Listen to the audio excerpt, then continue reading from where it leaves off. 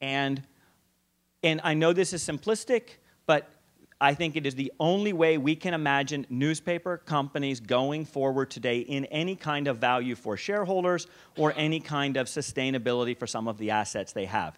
These were vertical monopolies that worked because they supported each other, and these businesses have been run to optimize the protection and the support of the interconnections of the monopolies. And my belief is that the only way we are going to see some of the value in the assets in newspaper companies today transition and still be relevant in a few years is we're going to have to break them up, spin them out, and be prepared for lots of pieces of it not finding a tomorrow. I do not...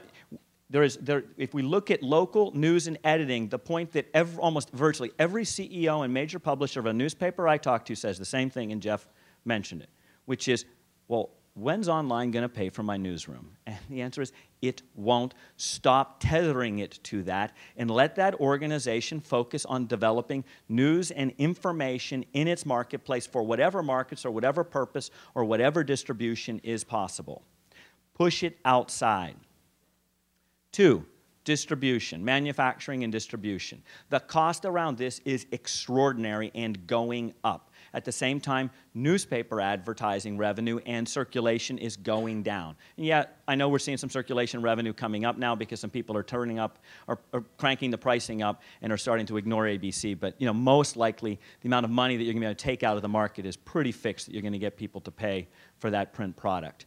And just little things like the workers' compensation rate for those people is about 25x the people on top.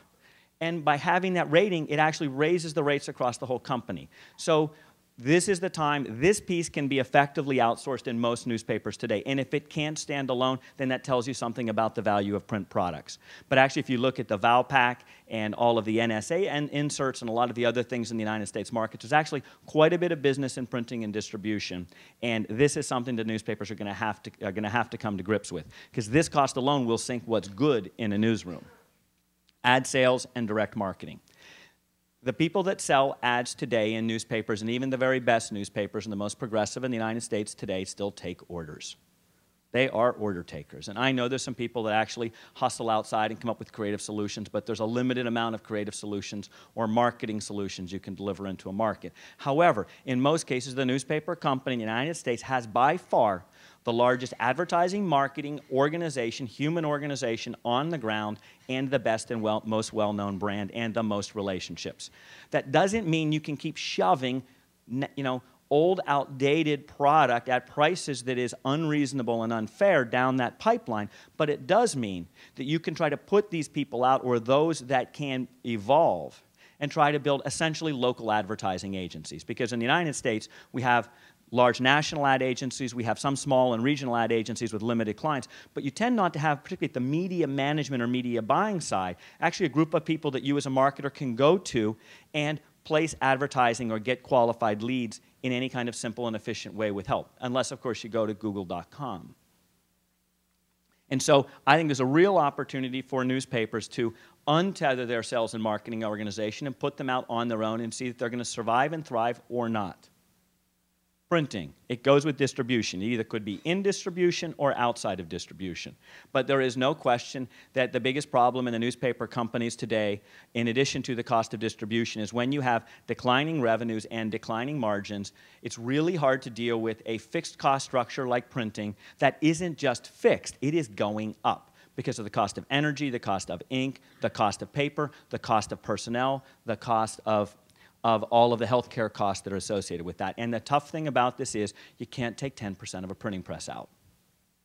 So either you print a lot more stuff and you focus on printing well and you have a printing expertise and you let that business sit on its own under a different capital structure, someone that wants to invest against it, or once again, you have a really big anchor. I mean, look at the, how many lines of double-stack metro? Who's from Philadelphia? How many lines of double-stack metro are in East Conshohocken?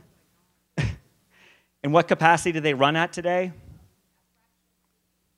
I mean, maybe one of the most sophisticated printing operations and mailrooms in the entire world. It certainly was when it was built. And it is the biggest white elephant. And of course, it was built for a whole different kind of distribution anticipated at the time it was built.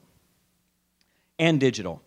Tethering digital and making digital a sidecar to a newspaper is killing newspaper digital. What I find amazing is if you go back and you look at the newspaper conferences and you look at the people that worked in newspaper companies in 1991, 92, 93, 94, and 95, look at NAA Connections, look at what was the Kelsey conferences and editor and publisher, look at the early IFRA conferences, the FIEG conferences, and look at the list of the people who were there. And you will see a who's list of some of the best and brightest minds that have had some of the most success in online, and less than 10% of them had it in the newspaper companies.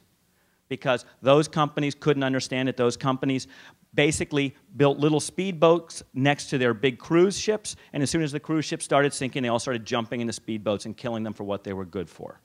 So I know it seems a little simplistic, but I've run businesses, I've run operations, I understand, but if we don't, this would be a poor bastardization sort of this, but only divided can newspapers and journalism endure. And I just think the notion of the package is gone, and we're going to have to focus on the notion of actual value to the companies and a disaggregated future. Thanks.